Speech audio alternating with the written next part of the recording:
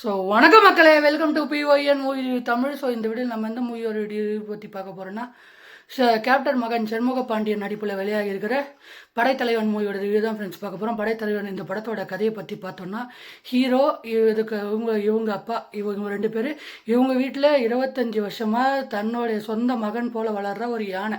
So இவங்களே வந்து பார்த்திங்கன்னா கடன் அங்கங்கே கடன் வாங்கிட்டு ரொம்ப பட கஷ்டத்தில் வந்து பார்த்திங்கன்னா இருக்காங்க. ஸோ இவங்க வீட்டில் சொந்தமாக அந்த யானை வந்து பார்த்திங்கன்னா இவருக்கு இருக்குது. இந்த கதை வந்து பார்த்திங்கன்னா சேத்துமடன்ற ஊரில் வந்து பார்த்திங்கன்னா நடக்கிற மாதிரி வந்து பார்த்திங்கன்னா இந்த படத்தில் கதைக்கெல்லாம் வந்து பார்த்திங்கன்னா இந்த டைரக்டர் வந்து பார்த்திங்கன்னா அமைச்சிருக்காரு. ஸோ இந்த படத்தில் வந்து பார்த்திங்கன்னா இந்த படத்தில் வில்லன் யாருன்னா, இந்த ஹீரோக்கு சொந்தக்கார ஒருத்த இந்த யானையை அபகரிச்சிட்டோம்னா வருஷத்துக்கு நல்லா காசு பார்த்துடலாம்ப்பா, இந்த யானையை வச்சுட்டாடா கஷ்டப்பட்டுட்டு இருக்கீங்க மூளை இல்லாதவங்களா அப்படின்ற ஒரு நினப்புல வந்து பார்த்திங்கன்னா சுற்றிட்டு இருக்கான். ஸோ அந்த வில்லனுக்கு இந்த யானையை அபகரிக்கணுன்ற நினைப்பில் வந்து பார்த்திங்கன்னா இருக்கான். ஸோ இதுக்கப்புறம் என்னதான் நடந்தது அப்படின்றது இந்த படத்தோட மொத்த கதை. ஸோ இந்த படத்தோட கதையில் இருக்கிற முக்கியமான கேரக்டர்ஸோட சொல்லணும்னா, ஸோ இந்த படத்தில் இருக்கிற பர்ஃபார்மன்ஸை பற்றி நம்ம சொல்லியானோம். சண்முக பாண்டியன் அவர் கொடுத்த ரோல் அவர் கரெக்டாக பண்ணியிருக்காரு. அது மட்டும் இல்லாமல் இந்த படத்தில் இருக்கிற ஹீரோயின் அவங்களும் அவங்களோட கொடுத்த ரோலை கரெக்டாக பண்ணியிருக்காங்க. இதை தவிர எம்எஸ் பாஸ்கர், அதுக்கப்புறம் முனிஷ்காந்த்,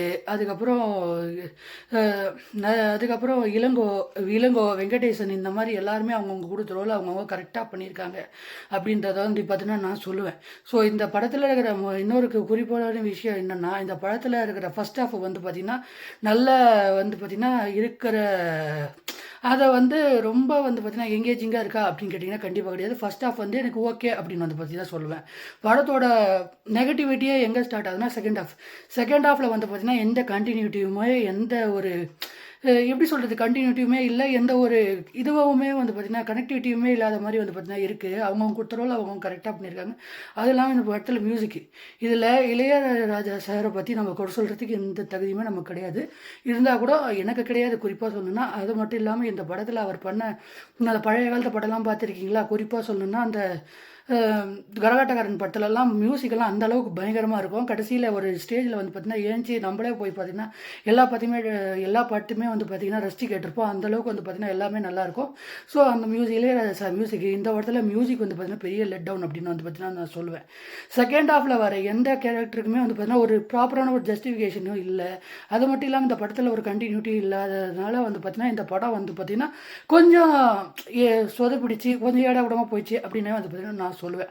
அது மட்டும் இல்லாமல் இந்த படத்தில் இருக்கிற கேரக்டர்ஸ் எல்லாம் கொடுத்த ரோலுமே அவங்க கொடுத்த ரோலை சரியாக செஞ்சிருந்தாலுமே இதில் வந்து இம்பார்ட்டண்ட்டான ஒரு மிகப்பெரிய பாசிட்டிவ் ஒன்று இருக்குது. அது இப்போ நான் பதிவு பண்ணுறேன் பாருங்கள். இது என்னென்னா, இதில் கேப்டனோட பழைய விஷயம்லாம் ஒரு ஸ்டார்டிங்கில் கேப்டனோட பழைய லைஃப்பில் இருந்த அந்த மூமெண்ட்ஸ் அந்த இதெல்லாம் ஒரு வீடியோ கிளிப்பிங்காக போட்டுக்கணும். அது ஒரு நாஸ்டாலஜிக்கான ஃபீல் வந்து பார்த்திங்கன்னா எனக்கு முதல்ல கொடுத்தது. அது மட்டும் இல்லாமல் இதில் கேப்டனோட கேமியோ வந்து பார்த்திங்கன்னா கொடுத்துருக்கு. அதை வந்து பார்த்திங்கன்னா கேப்டனோட கேமியோ வந்து அந்த அளவுக்கு வந்து ஏதோ ஒரு கேரக்டர் அது கேப்டன் மாதிரி கொடுத்துருக்காங்கப்பா அப்படின்ற மாதிரி தான் தோணுது. தவிர கேப்டன் வந்து அதை வந்து ஏஐ வச்சு பண்ணது வந்து ரொம்ப ஒர்ஸ்ட்டாக தான் வந்து பார்த்தீங்கன்னா இருந்தது. அந்தளவுக்கு நல்லாவும் இல்லை. ஓவராலாக இந்த படம் என்ன கேட்டிங்கன்னா ஒரு ஆவரேஜான ஒரு வாட்ச் தான். இந்த படம் கும்கி அளவுக்கு வந்து பார்த்தீங்கன்னா இப்போ ஹிட் ஆகுன்றது வந்து மாதிரி வந்து பார்த்தீங்கன்னா நினச்சேன். பட் அந்த அளவுக்கு வந்து பார்த்தீங்கன்னா இதில் காமெடியோ சென்டிமெண்ட்டோ எமோஷனோ எதுவுமே வந்து பார்த்தீங்கன்னா கனெக்ட் இல்லை. இந்த படத்தில் கண்டினியூட்டியுமே இல்லை. ஸோ அதனால் இந்த படம் வந்து பார்த்தீங்கன்னா ஒரு ஆவரேஜான ஒரு வாட்சாக அமைஞ்சிருக்கு இந்த படம். ஸோ ஓவராலாக இந்த படத்துக்கு நான் 5க்கு 3.3 ஸ்டார் கொடுக்குறேன். ஓவரால் இந்த வீடியோ பிடிச்சிருந்தா ரிவ்யூ பிடிச்சிருந்தா மறக்காம லைக் பண்ணி சப்ஸ்கிரைப் பண்ணுங்க ஃப்ரெண்ட்ஸ். நெக்ஸ்ட் வீடியோவில் பார்க்கலாம்.